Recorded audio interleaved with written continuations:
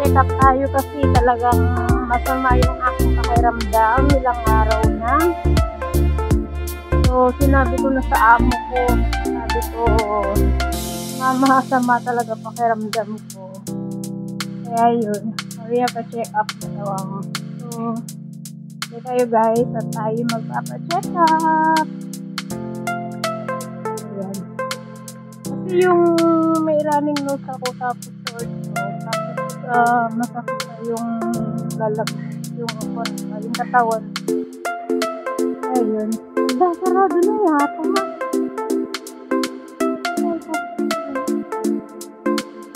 Dito tayo pupunta guys. Dito muna tayo sa labas kasi 2 PM pa daw. Ayan. So at least dito na ako nakatingin. 2 PM pa daw magbubukas.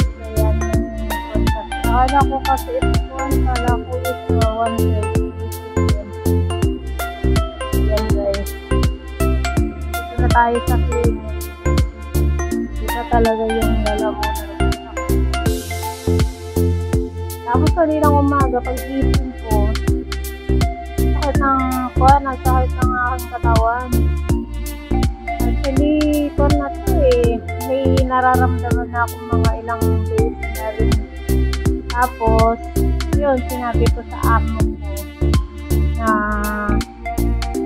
masakit na yung talagang iba na yung nararamdaman ko kakang ganun. Kaya yun, sabi niya, you go and see doctor. Yes. Oh.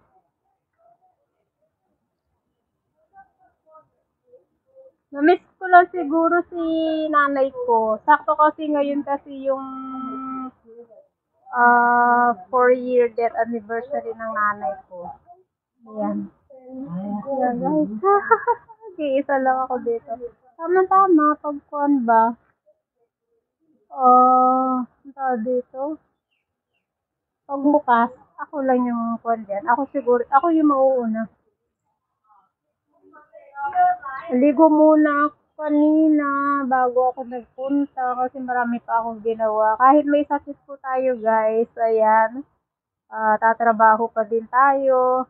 Ayan ang buhay OFW. Kaya ingat-ingat.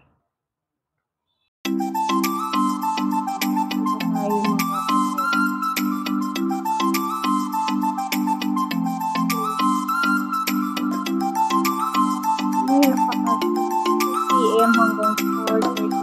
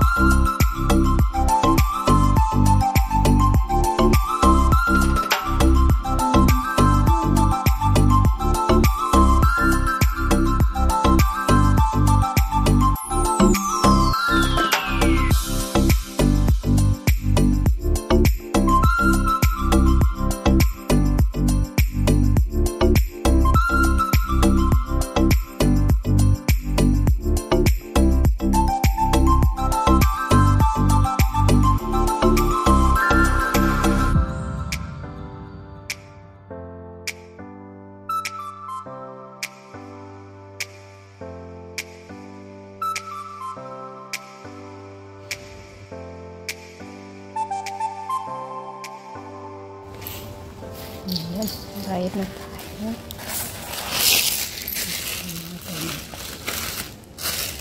Ito yung mga gamot natin, guys.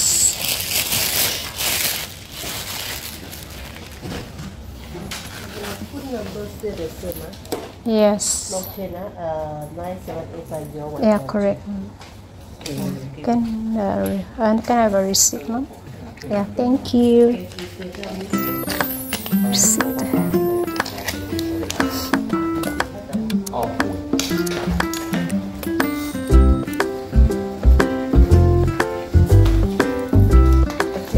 Thank you so much. Bye-bye.